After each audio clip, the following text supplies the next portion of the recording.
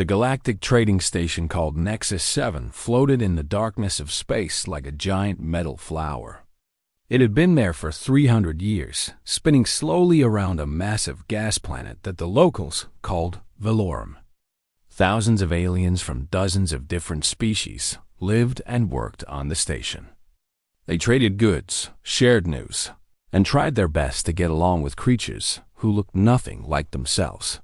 On this particular day, something was about to happen that would change how every alien on the station thought about humans forever. Danny Cole was a cargo worker from Earth. He was 28 years old, had messy brown hair, and a friendly smile that made people trust him right away. His ship, a freight hauler called the Starbound, had broken down 2 days ago. The engines needed new parts that wouldn't arrive for at least another week.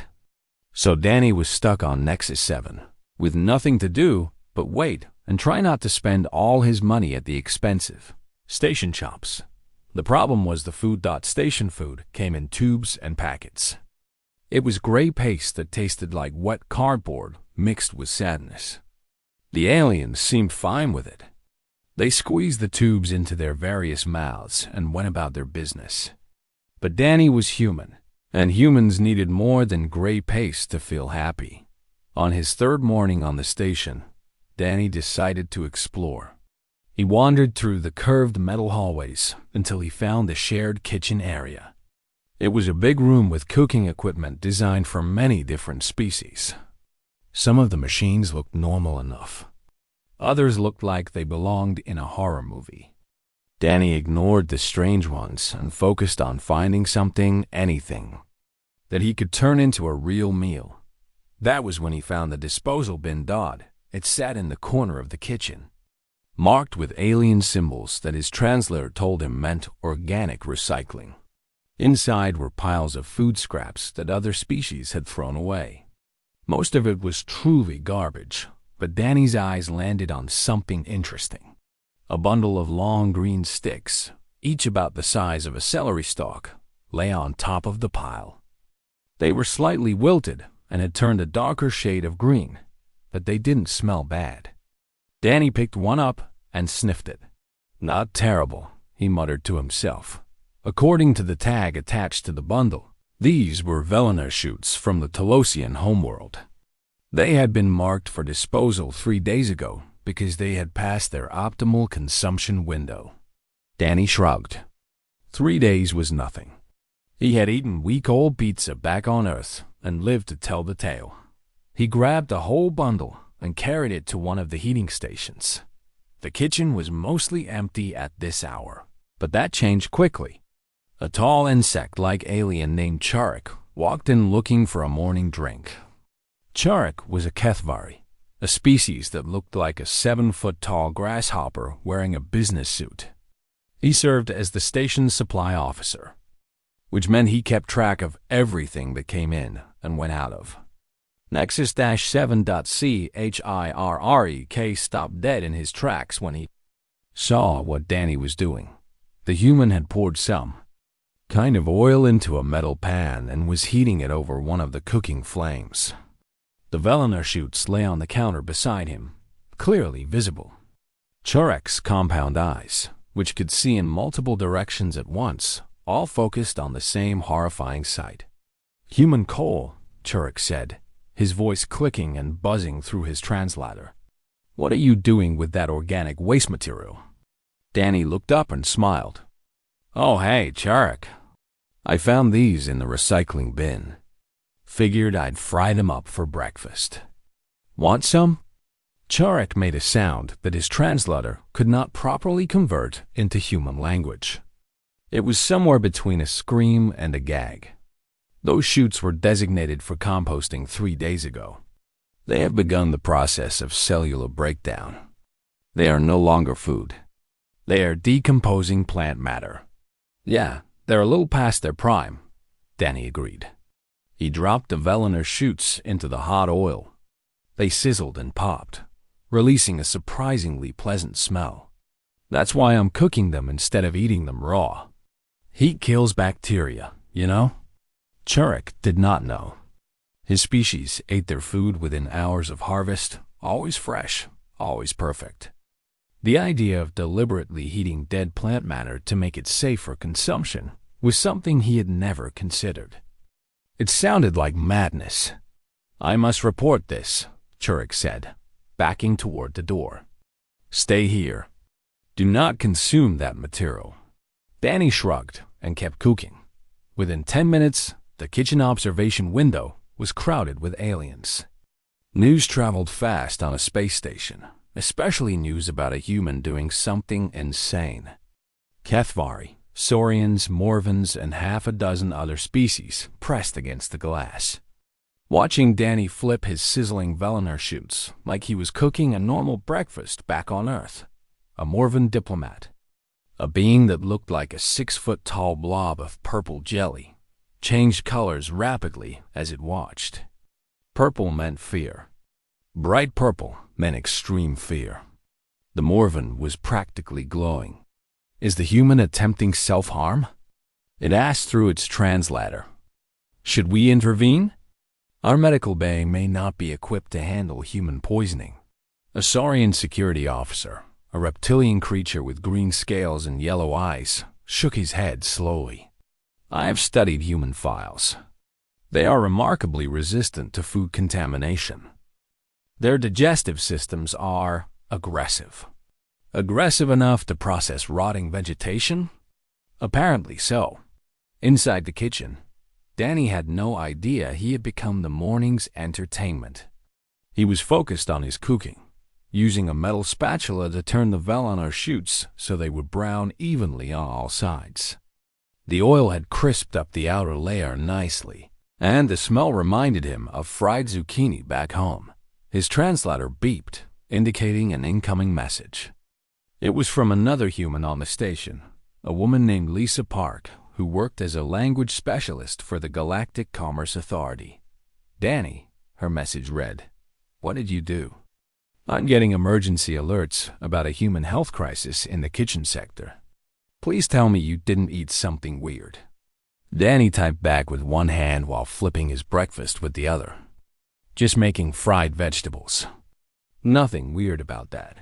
Lisa's response came immediately. "I'm coming down there. Don't do anything else until I arrive." Danny didn't understand what all the fuss was about. He was just a hungry guy making breakfast. How was he supposed to know that cooking old vegetables would cause an interstellar incident? He pulled the Velinar shoots from the pan and placed them on a clean plate. They looked perfect, golden brown and crispy around the edges. Danny picked one up, blew on it to cool it down, and took a bite. Outside the window, 15 different species watched in horror as the human chewed and swallowed decomposing plant matter with a smile on his face. "Needs salt," Danny said to himself. "But not bad." The Morvan diplomat fainted, its gelatinous body collapsing into a puddle of unconscious purple goo. 2 HFY had to carry it to the medical bay, and Danny Cole kept eating his breakfast, completely unaware that he had just become the most terrifying creature on Nexus 7. Lisa Park arrived at the kitchen sector exactly 12 minutes after sending her message. She was a small woman with black hair tied in a neat ponytail and glasses that she kept pushing up her nose when she was nervous. Right now, she was very nervous. The crowd of aliens outside the kitchen observation window had grown to nearly 50 individuals, and more were arriving every minute. "Excuse me," Lisa said, pushing her way through a group of HFY. "Human coming through. Please move." The aliens parted for her like she was carrying a dangerous disease. Several of them took extra steps backward, putting as much distance between themselves and the second human as possible. Lisa noticed this but didn't have time to worry about it.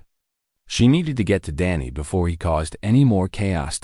She found him inside the kitchen, sitting at a small table with an empty plate in front of him. He had finished his fried Velinar shoots and was now drinking something from a metal cup. He looked completely relaxed, like a man enjoying a peaceful morning, not like someone who had just traumatized half the station. Danny, Lisa said, closing the kitchen door behind her. Do you have any idea what you've done? Made breakfast? Danny offered. You ate decomposing organic matter in front of 50 aliens. 50 aliens who have never seen anything like that in their entire lives. There's a Morvan in the medical bay right now because it fainted from shock. A Telosian trade delegate is threatening to file an official complaint with the Galactic Commerce Authority, which is my employer, by the way. And Station Commander Drexler wants to put you in quarantine until he can confirm you're not dying. Danny blinked. It was just old vegetables, Lisa. Humans eat old vegetables all the time. I know that. You know that. They don't know that. Lisa pointed at the window where the crowd of aliens was still watching them. To them, you just did something impossible. You took material that every species in the known galaxy considers waste and you ate it. They think you're either crazy, suicidal, or some kind of biological weapon. Danny looked at the window. The aliens stared back at him with expressions that ranged from fear to fascination. A young Kethvari in the front was taking notes on a datapad, documenting the incident for what Danny assumed would be some kind of official report. That's a lot of attention for some fried veggies, he said. Lisa sat down across from him and rubbed her temples. She had been working with aliens for 6 years, and she had seen humans cause all kinds of cultural misunderstandings. But this was something new. This was a fundamental clash between human survival instincts and the rest of the galaxy's much more careful approach to food. Let me explain something, she said. Most species in this galaxy evolved on planets with stable climates and reliable food sources. They developed strict rules about what to eat and when to eat it. If food isn't perfect, they don't touch it. The idea of eating something that has begun to decay is disgusting to them at best and terrifying at worst. But cooking kills the bad stuff, Danny said. Everyone knows that. Humans know that because we had to learn it. Our planet was harsh, Danny. Ice ages, droughts, famines. Our ancestors couldn't afford to throw away food just because it was a few days old. We developed the ability to eat almost anything and the technology to make dangerous food safe. Cooking, fermenting, pickling, smoking. These are survival techniques that most species never needed to develop. Danny thought about this for a moment. Back on Earth, he had never considered his eating habits to be unusual. Sure, humans ate some weird stuff compared to other animals, but that was just normal human behavior. The idea that aliens found it horrifying had never crossed his mind. So what do we do? He asked. Before Lisa could answer, the kitchen door opened. Station Commander Drexler walked in, followed by 2 Saurian security officers. Drexler was a large reptilian creature, nearly 7 feet tall, with dark green scales and a row of small spines running down his back. He had served in the Galactic Fleet for 40 years and had seen many strange things. But the look on his face suggested that today's events had surprised even him. Human Cole, Drexler said in a deep, rumbling voice. I have received 17 formal complaints about your behavior this morning. The Telosian trade delegation believes you deliberately consumed their agricultural product as an insult to their species. The Kethvari Cultural Council wants you examined for mental illness.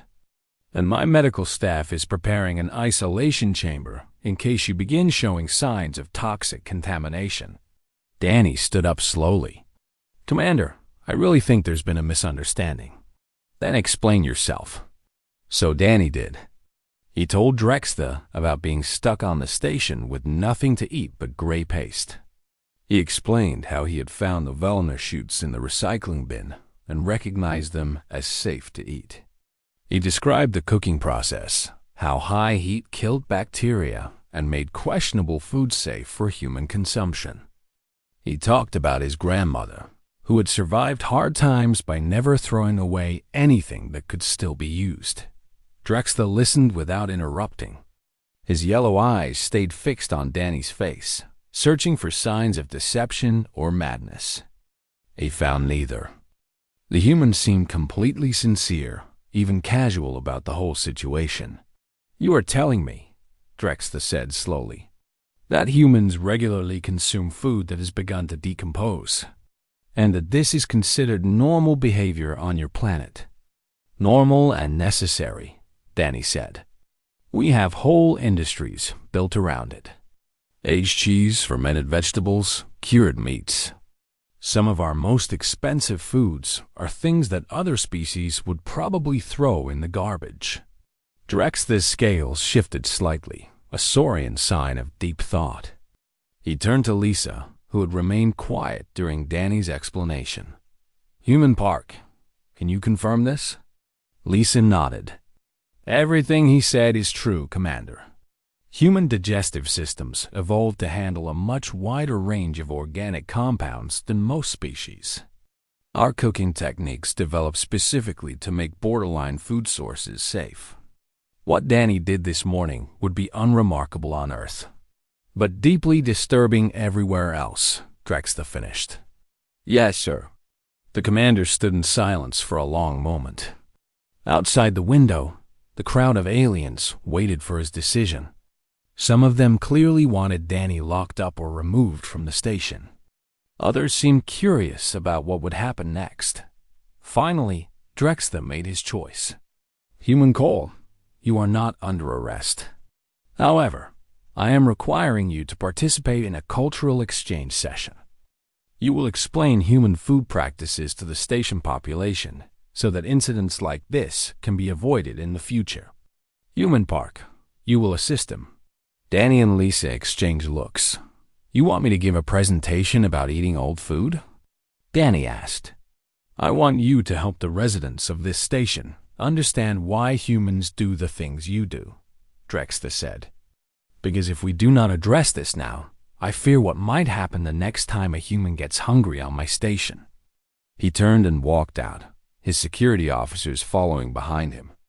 The crowd outside slowly began to disperse, though many aliens lingered to stare at Danny through the window. Lisa let out a long breath. "Well, Danny, looks like you're about to become a teacher." Danny looked down at his empty plate, where a few drops of oil still glistened from his breakfast. "All I wanted," he said quietly, "was something better than gray paste." Lisa patted him on the shoulder. "Welcome to interstellar diplomacy. It's always the small things that cause the biggest problems." The cultural exchange session was scheduled for the following afternoon in the station's main assembly hall. Danny spent the morning with Lisa, preparing what he would say and trying to anticipate questions from the alien audience. It was strange work. He had never thought of himself as an expert on anything, especially not human eating habits. But here he was, about to explain to hundreds of aliens why his species ate things that everyone else considered garbage. "The key is to stay calm and factual," Lisa advised him. "Don't get defensive. Don't make jokes they won't understand. Just explain how human food practices developed and why they make sense from our perspective." "What if they still think I'm crazy?" Danny asked. "Then at least they'll be educated crazy thinkers." The assembly hall was the largest room on Nexus 7, a circular space with tiered seating that could hold over 1,000 individuals. When Danny walked in, he found nearly every seat taken. Word had spread throughout the station about the human who ate decomposing food, and everyone wanted to hear him explain himself. Danny stood at the center of the room, feeling very small under the curved ceiling and the hundreds of alien eyes watching him.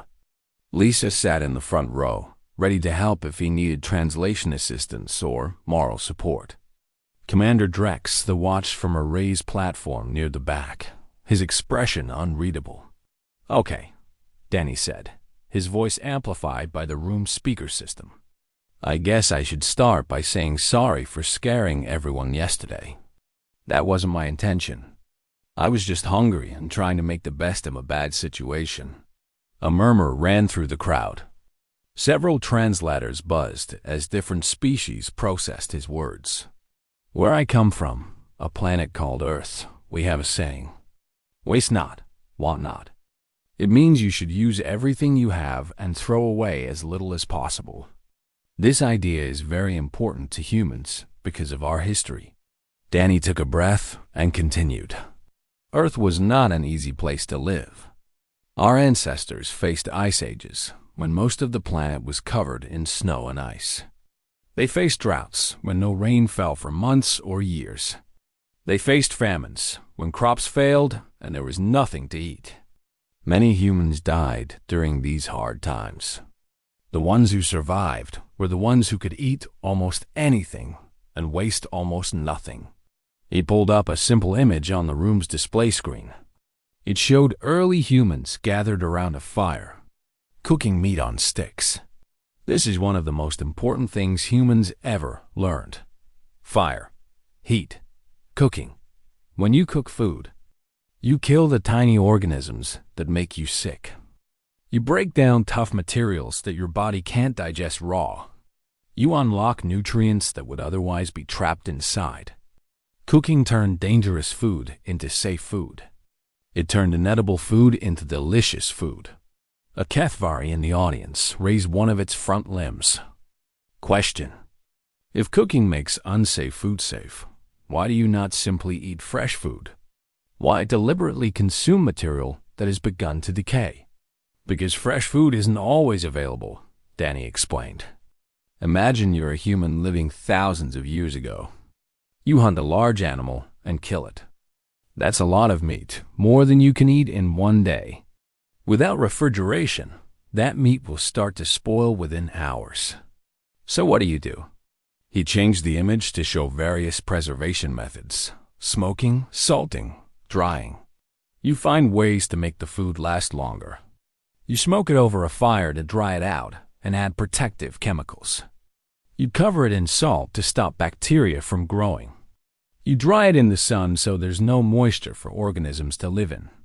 These methods keep food edible for weeks, months, even years. But the food is no longer fresh, the HFY said. It has changed. It has aged. Exactly. And here's the amazing part. Sometimes, aging makes food better.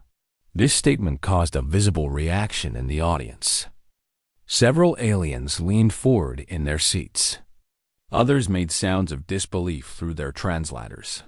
Danny smiled. This was the part he had actually started to enjoy. Humans discovered that controlled aging and fermentation can create incredible flavors and textures that fresh food doesn't have. Let me give you some examples. He brought up images of various human foods as he spoke. Cheese. This is milk that has been deliberately allowed to grow certain types of bacteria and mold. The process takes weeks or months. Some cheeses are aged for years. The older they get, the more complex their flavor becomes. Humans consider aged cheese to be more valuable than fresh cheese. The audience stared at the image of a moldy wheel of blue cheese with something approaching horror. Wine. This is fruit juice that has been allowed to ferment, which means tiny organisms have eaten the sugars and produced alcohol. The process changes the juice completely. Good wine can be aged for decades, and humans will pay enormous amounts of money for bottles that are very old. You drink decayed fruit water? A Morvan asked, its skin turning a confused shade of orange. We drink fermented fruit water, Danny corrected. And we love it. Same with beer, which is fermented grain, and spirits, which are distilled fermented products. He showed more images. Sauerkraut, which was fermented cabbage. Kimchi, which was fermented vegetables with spices. Soy sauce, which was fermented soybeans. Yogurt, which was fermented milk. The list went on and on. What about the Voliner shoots? Someone called out. Those were not fermented. They were simply old. Danny nodded. You're right. Those shoots weren't fermented, just past their prime. But they hadn't actually spoiled yet. The cellular breakdown that your supply officer mentioned was minimal. On Earth, We would call those shoots slightly wilted. We would consider them perfectly safe to eat, especially after cooking. He paused to let that sink in. Here's the thing I really want you to understand. Humans didn't develop these habits because we're reckless or because we don't care about our health. We developed them because we had to.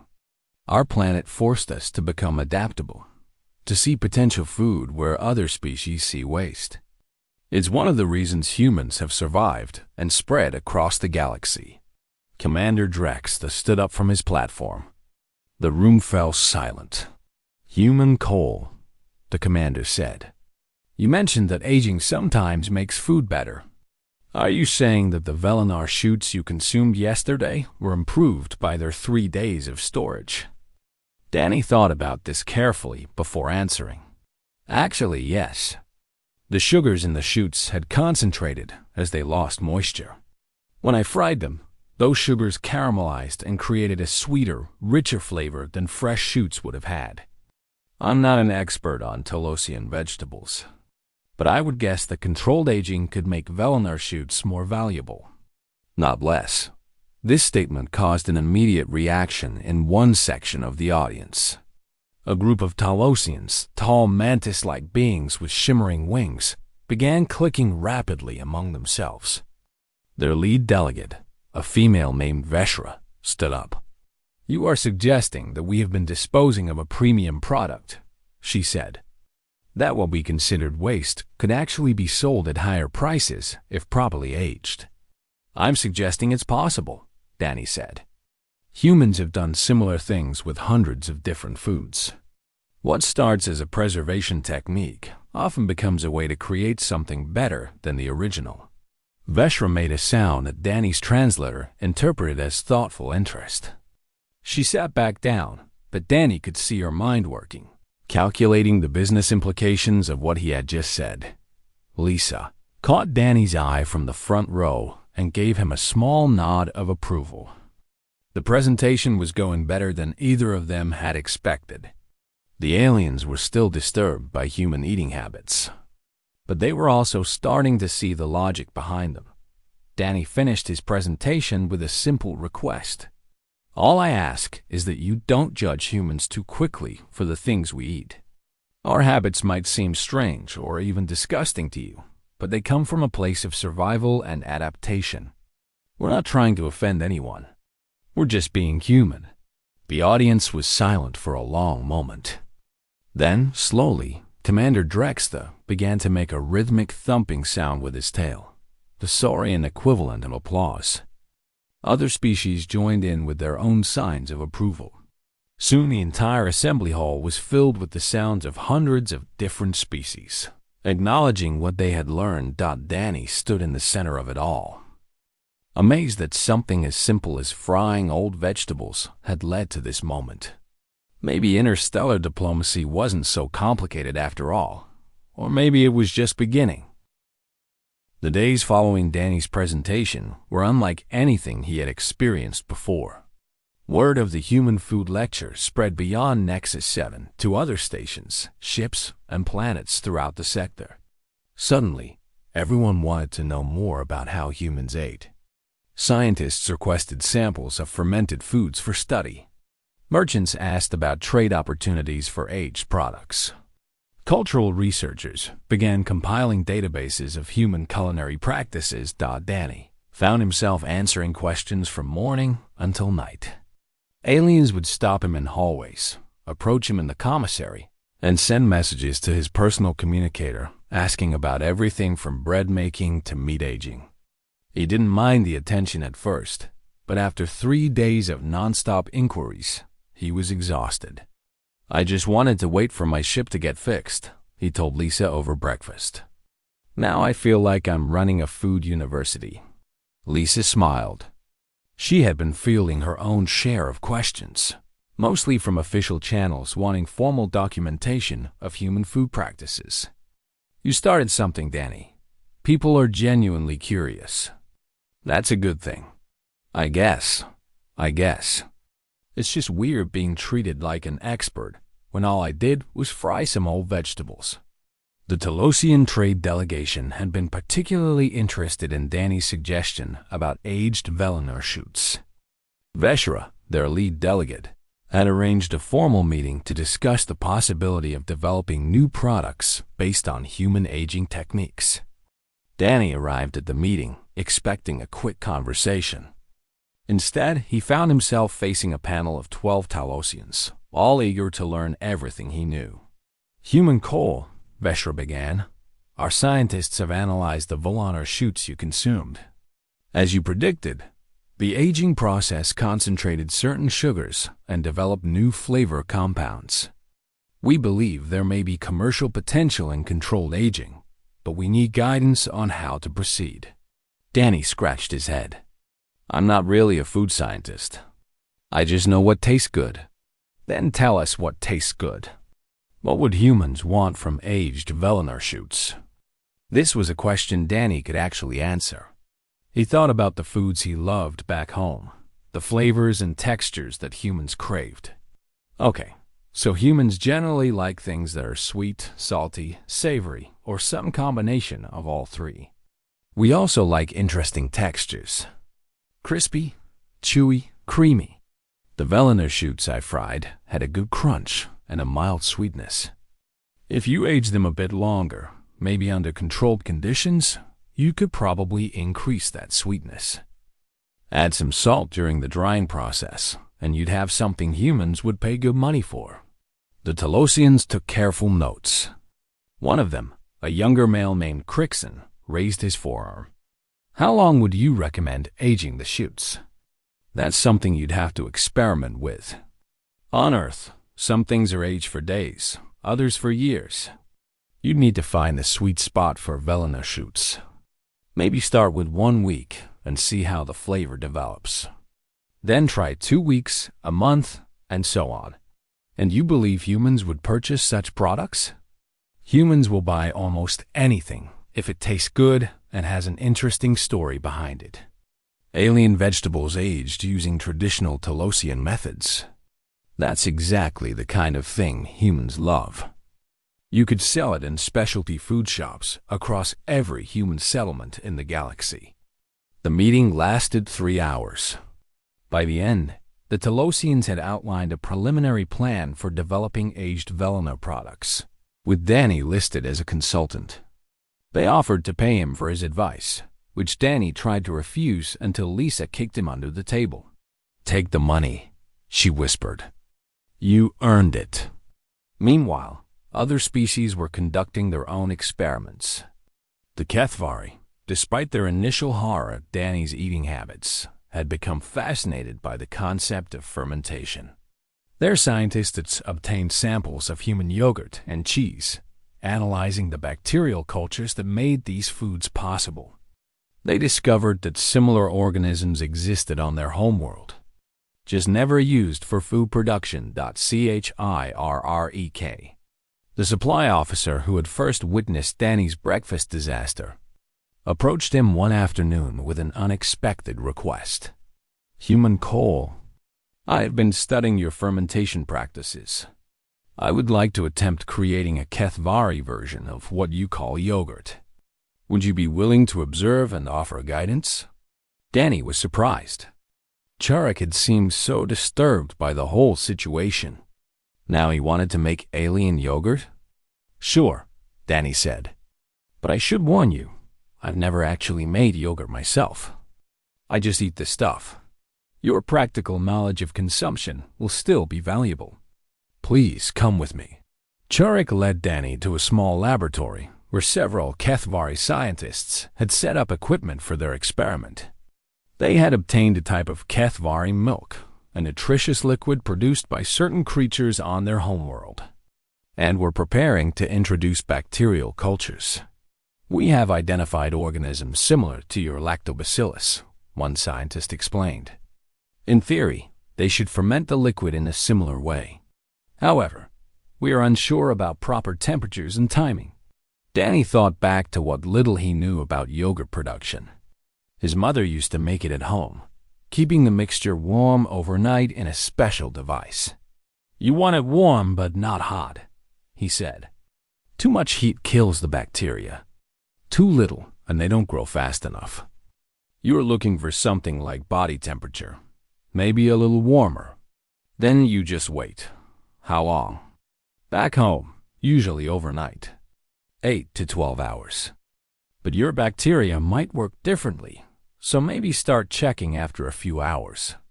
The HFY set up their experiment exactly as Danny suggested.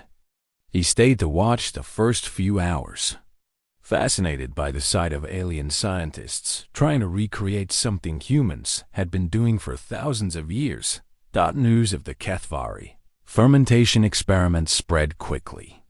Soon, other species were attempting their own versions of human food preservation techniques. The Morvans tried pickling some of their native vegetables. The Saurians experimented with smoking meat. Even the usually cautious medical staff began researching the health effects of fermented foods, wondering if controlled bacterial cultures might offer benefits to non-human digestive systems. Commander Drex observed all of this with mixed feelings. On one hand, the cultural exchange was going better than he had expected. Species that rarely interacted were now working together, united by curiosity about human eating habits. On the other hand, his station was slowly turning into some kind of experimental food laboratory.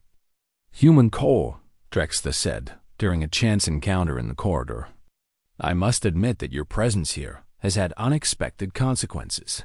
Good unexpected or bad unexpected?" Danny asked nervously. "I am still determining that.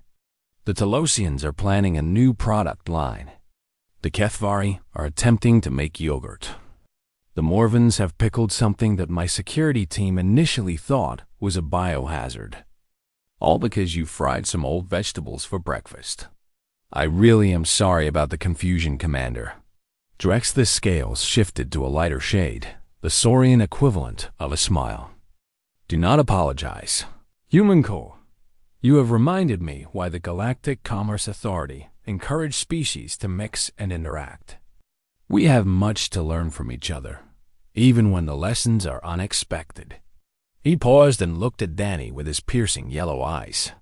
"Tell me, human coal, what other unusual practices do your people have? What else might we learn from humanity's strange relationship with food?" Danny thought for a moment. There were so many things he could mention. The way humans drank coffee and tea, bitter drinks that most species found unpleasant. The way they ate spicy food that triggered pain receptors. The way they consumed raw fish in something called sushi. The way they made alcohol from almost anything that contained sugar. "Commander," Danny said slowly, "I think humans might have enough weird food habits to keep this station busy for years." Drex. Thaw made a rumbling sound that might have been a laugh. "Then perhaps we should keep you around longer than your ship repairs require.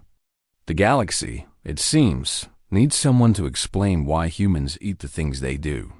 Danny wasn't sure if the commander was joking or not, but as he walked back to his quarters, passing HFY scientists carrying containers of experimental yogurt and Morvans comparing notes on pickle recipes, he realized that something important had happened. He had come to Nexus 7 as a stranded cargo worker with nothing to do. He was leaving as something else entirely. A teacher. A bridge between human culture and the rest of the galaxy. All because he had been hungry enough to fry some old vegetables. Life in space, Danny decided, was full of surprises. 6 months had passed as Danny Cole first fried those Velena shoots in the Nexus 7 kitchen. In that time, everything had changed. The Starbound had been repaired within 2 weeks of his arrival, but Danny never got back on the ship.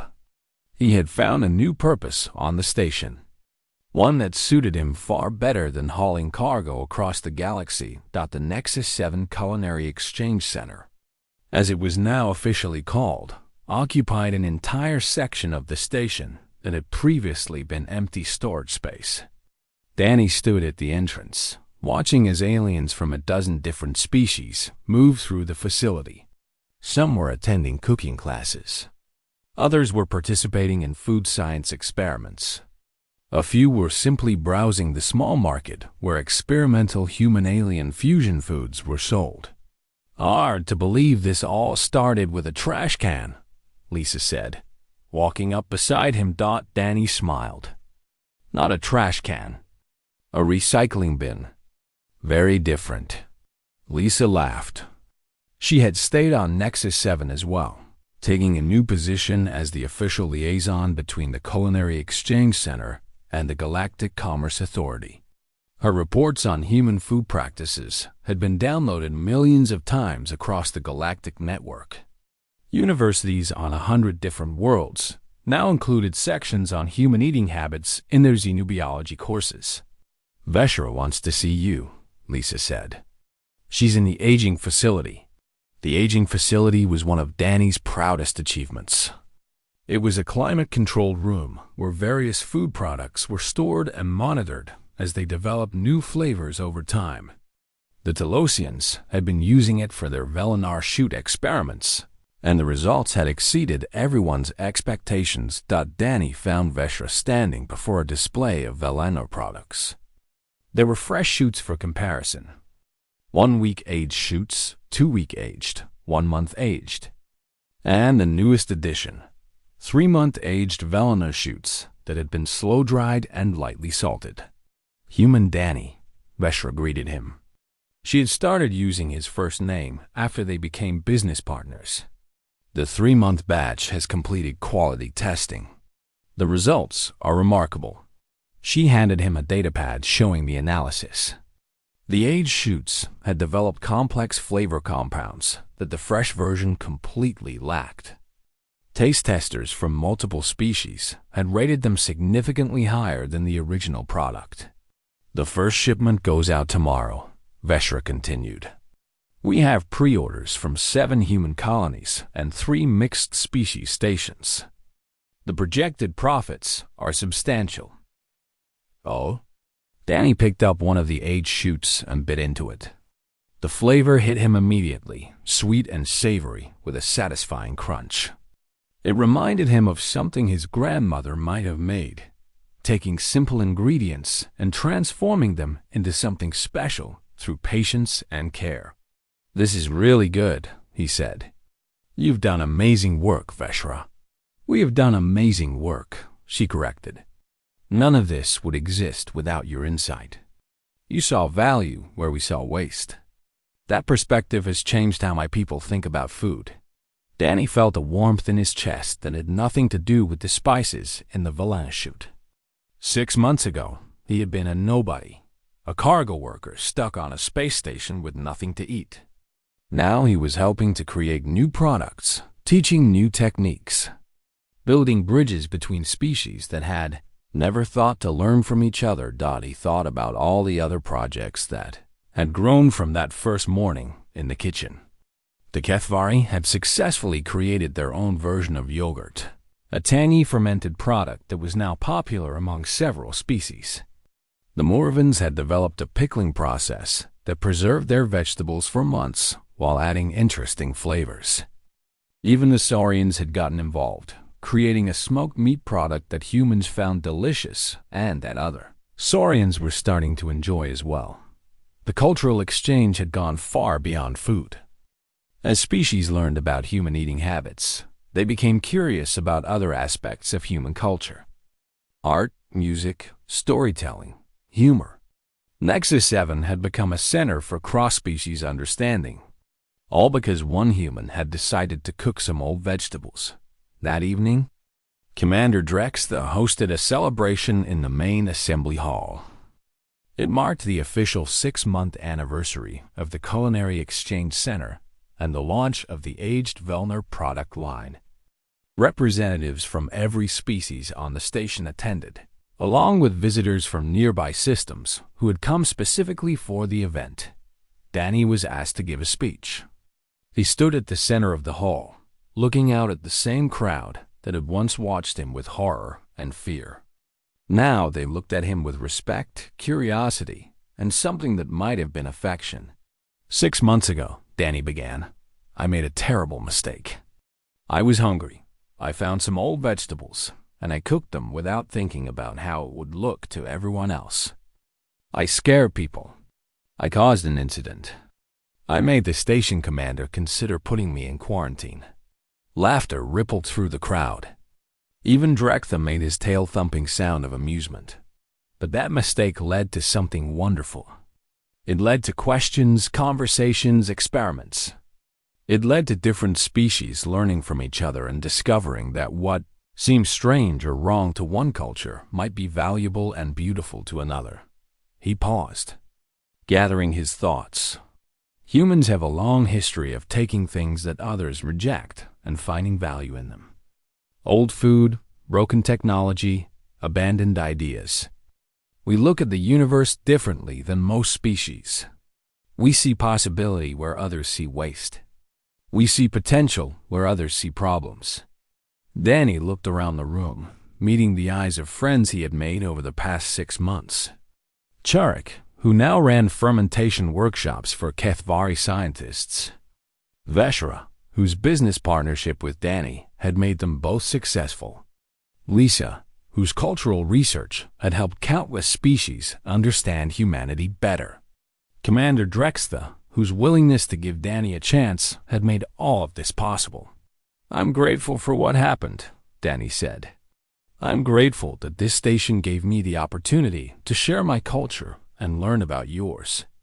And I'm grateful that something as simple as fried vegetables could bring so many different species together." He raised a glass of fermented fruit drink that the Morvans had created based on human winemaking techniques. To Nexus 7, to new friendships, and to finding value in unexpected places. The crowd raised their own glasses, cups, and containers. Species that had never shared a toast before drank together, united by the simple act of enjoying food and company. After the celebration, Danny walked through the quiet corridors of the station. It was late, and most residents had returned to their quarters. He found himself standing outside the kitchen where everything had started. Looking through the observation window at the empty cooking stations, Lisa found him there a few minutes later. "Feeling nostalgic?" she asked. "Just thinking about how weird life is," Danny said. "A year ago, I was hauling cargo on a freighter, going nowhere, doing nothing important. Now I'm here, doing something that actually matters." "You were always doing something important," Lisa said. "You just didn't know it yet. Humans have so much to offer the galaxy. Sometimes it just takes a small incident to show people what we're capable of." Danny nodded slowly. He thought about all the humans scattered across the galaxy, living on stations and ships and colony worlds, eating their strange foods and practicing their strange customs. Each one of them was an ambassador, whether they knew it or not. Each one of them had the potential to change how aliens thought about humanity. "You know what I want to do next?" Danny said. "What?" "I want to teach aliens how to make bread. Real bread, the kind you bake in an oven. I think they'd love it once they got over the idea that we're eating fermented grain dough." Lisa laughed. "Fermented grain dough. When you put it that way, it does sound pretty horrifying." "That's the beauty of being human," Danny said with a grin. "We can make anything sound horrifying if we try hard enough. But we can also make anything delicious." They stood together in comfortable silence, watching the empty kitchen that had started a revolution. Tomorrow, Danny would begin planning his bread-making workshop. Next month, he would launch a project on fermented beverages. The month after that, who knew? The possibilities were endless. Somewhere in the galaxy, a cargo freighter was operating without Danny Cole in its crew. The captain had probably found a replacement by now, another worker to haul goods from one system to another. That life seemed very far away now, almost like it had happened to a different person. Danny Cole had found his place in the universe. And it had all started because he had been hungry enough to eat something that everyone else thought was garbage.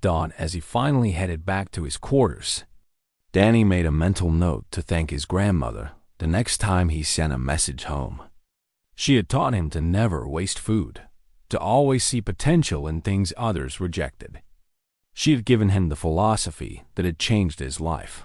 Waste not. While not dot, it was a simple saying. But out here among the stars, it had become something more. It had become a bridge between worlds, a lesson in understanding, and proof that even the smallest actions could have the biggest consequences. The human who fried weed sticks had become something none of them expected. He had become hope.